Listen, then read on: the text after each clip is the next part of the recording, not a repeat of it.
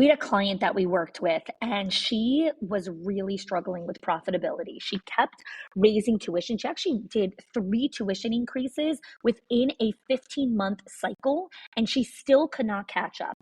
So I helped her work with our 6 money leaks in schools, and she only used 3 of the 6 money leaks and cut her expenses by 50%. 50. She did not fire anyone. She did not slash any of her programs, and she did not work more hours. Again, the 6 money leaks are not hacks or spreadsheets. These are patterns. They are small decisions that feel so normal that your school does, but they quietly drain your school's profit. So if you've ever wondered why you're working so hard, but still not seeing the return, this is your first step to clarity. Click the link in the show notes and find out what it's actually costing you.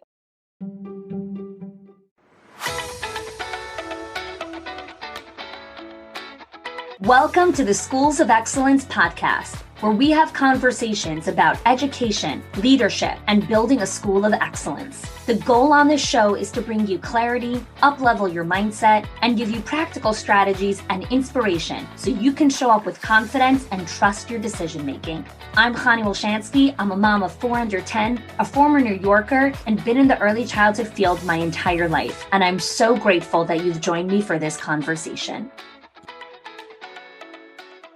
Welcome back to episode 5 of the Schools of Excellence podcast. Today, I want to talk about the number one challenge for school leaders, which is they don't know what their number one challenge is. They think that everything is important. And so they have diffused energy in a lot of different places. So let's talk about what is the primary role of the school leader. So we all have different roles that we play in our life. Okay, some of you that are listening to this are a school leader, a mom, a grandma, a sister, a wife, friend, neighbor.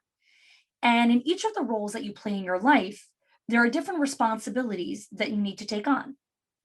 And in each of these roles, there is a primary role. There is a primary responsibility that has to come before anything else, and that you don't delegate to anyone. So let's take, for example, the mom role. Okay, as a mom, you have 1,000 responsibilities. Okay, you have cooking and cleaning and shopping and laundry and bedtime routine and morning routine and washing the linen and snacks and stocking the pantry and taking care of the finances and buying clothes and buying shoes. And the list goes on and on. Okay, and that's just like an amateurish list. There's like tons of things that you need to take care of. But if you look at majority of that list, there's a lot of stuff on there that you can actually delegate, right? Somebody else can cook, somebody else can clean, someone else can shop, someone else can do laundry. But there's always a primary piece that no matter how much money you have, no matter how much hired personal help you have, there is something that you never delegate. And that's the relationship that you have with your child, the morning time that you spend with them, the bedtime routine that you spend with them, the time that you spend with them riding their bikes or playing frisbee, the relationship that you have with your child, you never delegate to anyone because you're the mama. We don't delegate that relationship. So when we look at it from that perspective, right, what if we take it now to the school leader for a moment? And I'm not saying that we delegate cooking and cleaning and all that stuff. I cook, I clean, I do all those things as a mom. The point is to have the reference to understand that those things are secondary after the relationship piece. So let's list out some of the responsibilities that you have as a school leader, right? Part of your job as a school leader is you need to take care of tours and enrollment and financial health of the business. You need to take care of staff. You need to take care of parents, paperwork, observations, emails. The list goes on and on.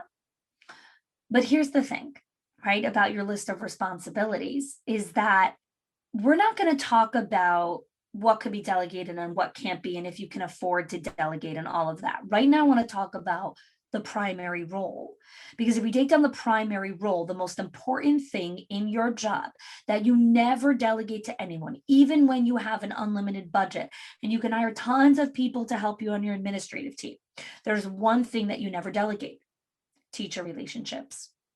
You do not delegate that to anyone. When I talk to clients who want to join our Directors Inner Circle or our Owners HQ, the first question I ask is, who is the person that has the most face time and relationships with teachers? That's the person that should join our program, because that is what we focus on. We don't delegate teacher relationships to your curriculum specialist or to your enrollment specialist or to any of those people. They can play a part in it, but that is your primary role. And as an owner, if you're listening to this, your primary role is to take care of your building directors and your administrative team. You don't delegate that to your executive or regional director. That is your role. So let's get practical here, okay? Because I know this is like a big mindset shift, right? How does this all fit in together? Well, the first thing is when you look at your calendar for the week that's ahead, and if your primary role is teacher relationships, then when you're sitting down to plan your week, we need to make sure that the activity in your week has teacher relationships as the first thing that gets into your calendar. Now, some of you are listening to this and saying, what calendar? I don't have a calendar. I just run off to-do lists and, post-it notes and all of that kind of stuff and deal with whatever gets thrown my way. So if you don't know how to plan a calendar, or if you've never actually done that before, no worries. I'm hosting a special 5-day workshop called the Build to Last Workshop, where I'm teaching you all of these skills and so much more. So make sure to register. We have the link in the show notes for that. So going back to teacher relationships here for a minute on primary role, right? How do we look at the activity in our calendar to line up with what the primary role is? So I'm going to share with you now the 5 top activities that should be in your calendar every single week as a school leader. Okay, these are the top 5 activities. 1 is pouring into your own bucket. We spoke about the ripple effect in episode 1 of this podcast. And so part of your primary role as a school leader is to make sure that you are taken care of, because when you're not taken care of, you cannot take care of anyone else. So part of your calendar every day needs to have time to eat breakfast, time to be alone, time to take a break. Because if we don't have break time or lunch time on our calendar, it doesn't happen. We'll work right through lunch. We eat lunch at our desk and we work while we're doing that. And we take that as a badge of honor. It's not.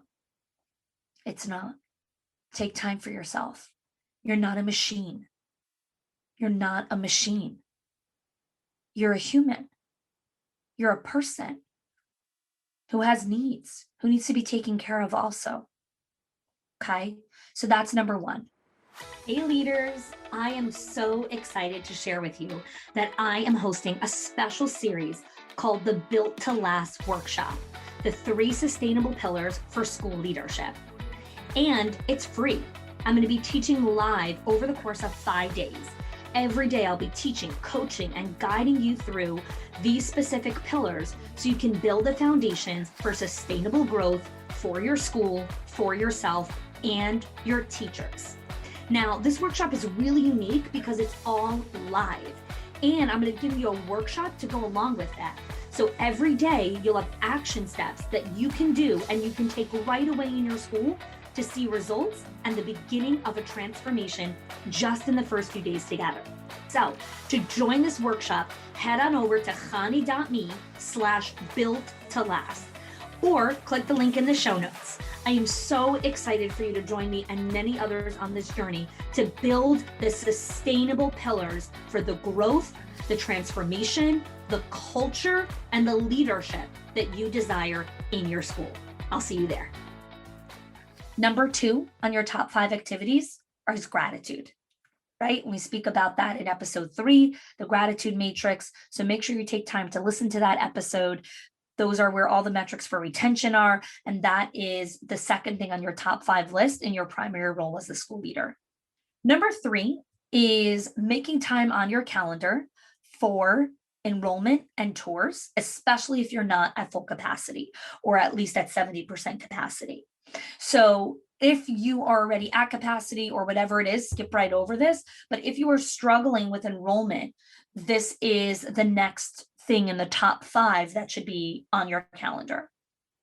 Number 4 on your calendar is time for one-on-one meetings, because building a great culture where staff feel seen and heard and valued and appreciated, you need to carve out time to connect with them.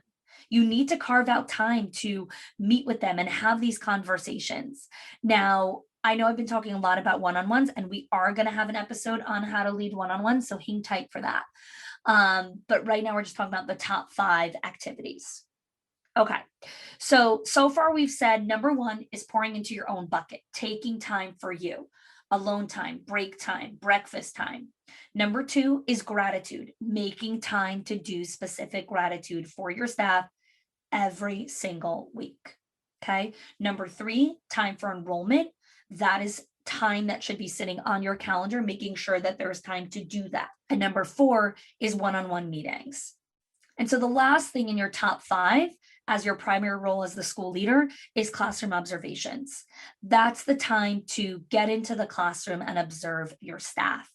And we have an entire assessment called the 6 performance keys, which is a diagnostic tool that assesses where the teachers are holding, where their strengths are, their weaknesses.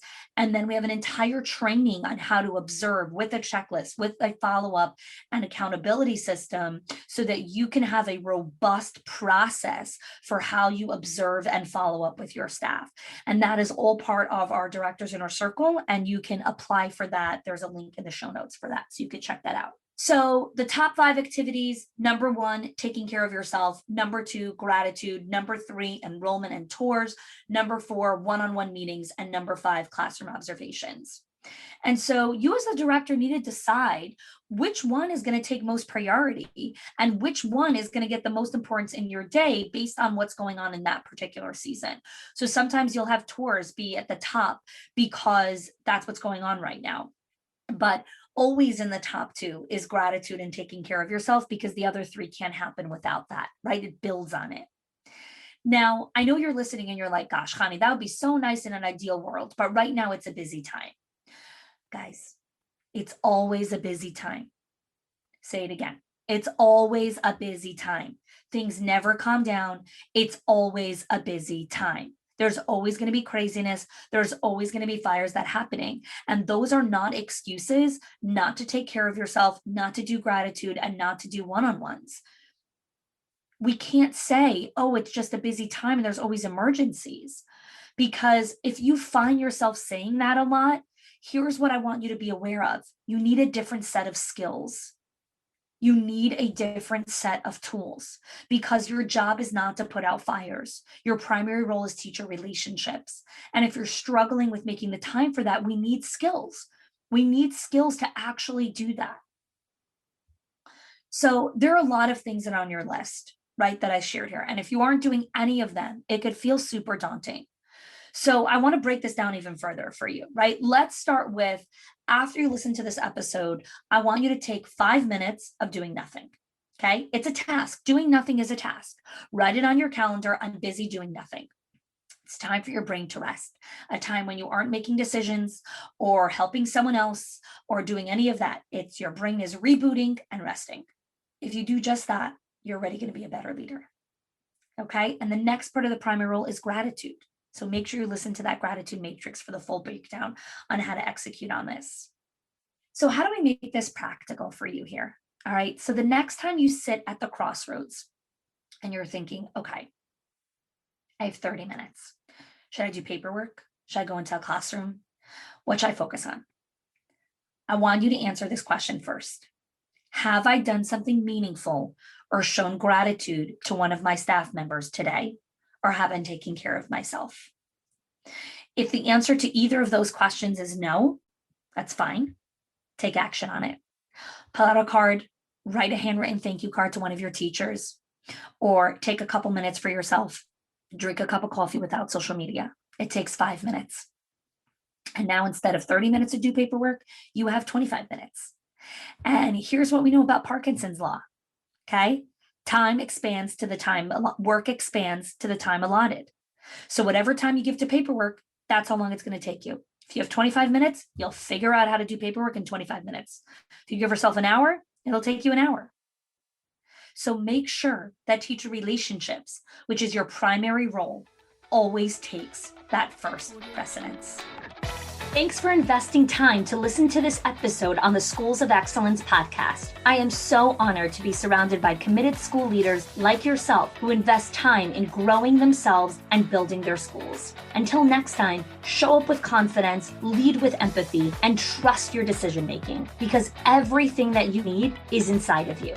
And hey, if you want to be connected with other like-minded school leaders, please join us in our Facebook group, the Schools of Excellence Lounge. You can find that link in the show notes, along with other important links from today's episode.